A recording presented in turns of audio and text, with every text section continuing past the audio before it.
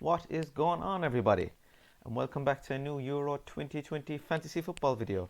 And in this video I'll be talking about differential players for match day 4 or the round of 16, whichever you want to call it.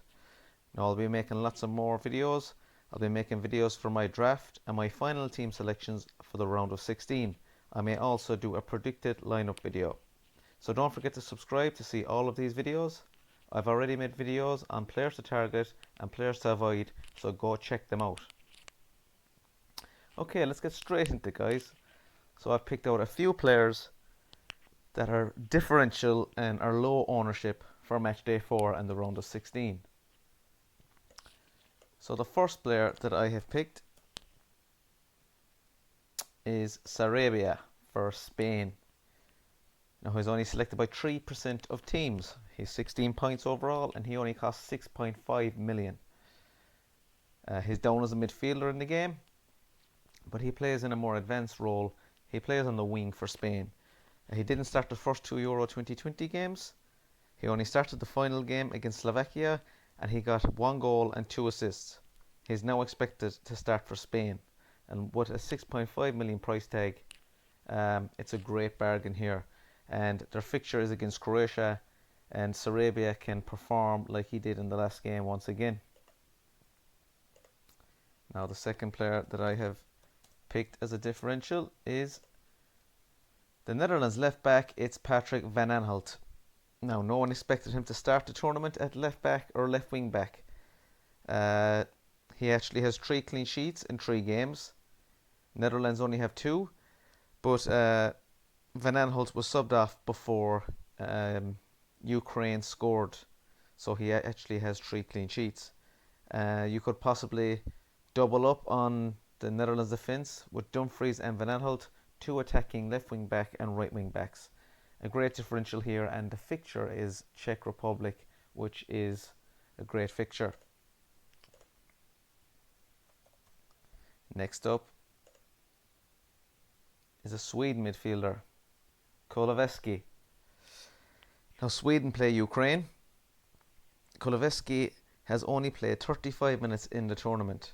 He didn't start the first 2 games, but that was due to COVID. Now he did come on for 35 minutes in the last game, and he got 2 assists after coming on against Poland. He was a very exciting player. He's down as a midfielder, but he will play as a striker if he starts. And he's tipped to start the last 16 game against Ukraine. Now Sweden could easily advance from this fixture, so he is a good player to target, and with 1% ownership, he is a player I like. Moving on to the next player, and I've gone with Lucas Digne for France.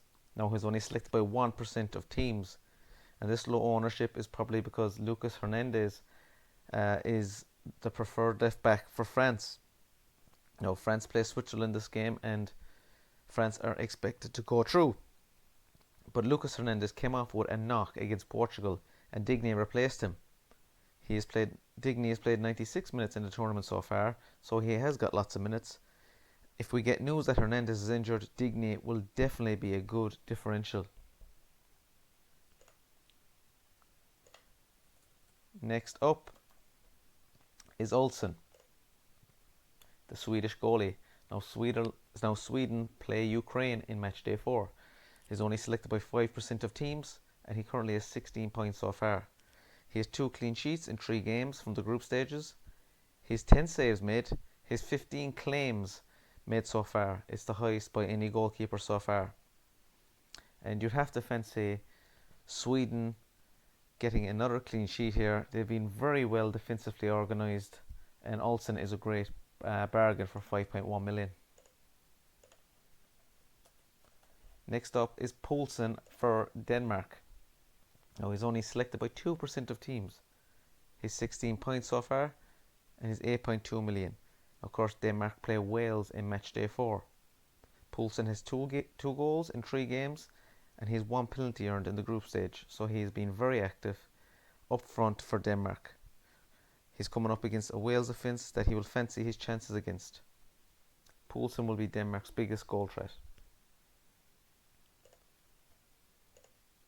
Now moving on to another player, and it is Malen for the Netherlands.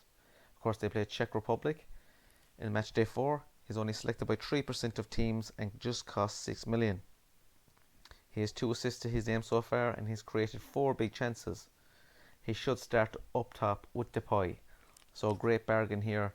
And Netherlands have a nice route to the final. They're avoiding most of the big teams. Of course, they will run into Germany or England if they do get to the semi-finals. But I do fancy Netherlands fixtures. Now the last player that I have picked as a differential,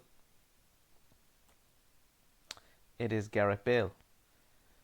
Now Bale is only selected by 6% of teams. He's 9.6 million and he's 13 points so far. He should probably have a lot more points. Ramsey missed 2 great chances that Bale put him through for, and Bale also missed a penalty himself. But Wales are playing Denmark. Denmark have failed to keep a clean sheet at the Euro so far. Bale has 1 penalty earned and his 2 assists to his name. His 5 big chances created, which is the most at the Euro so far. Of course, he's on penalties and set pieces as well. So that's it, guys. That's a roundup of my differentials that I have picked for match day 4 and the round of 16. If you have any differentials you think would be worthwhile considering, leave a comment below.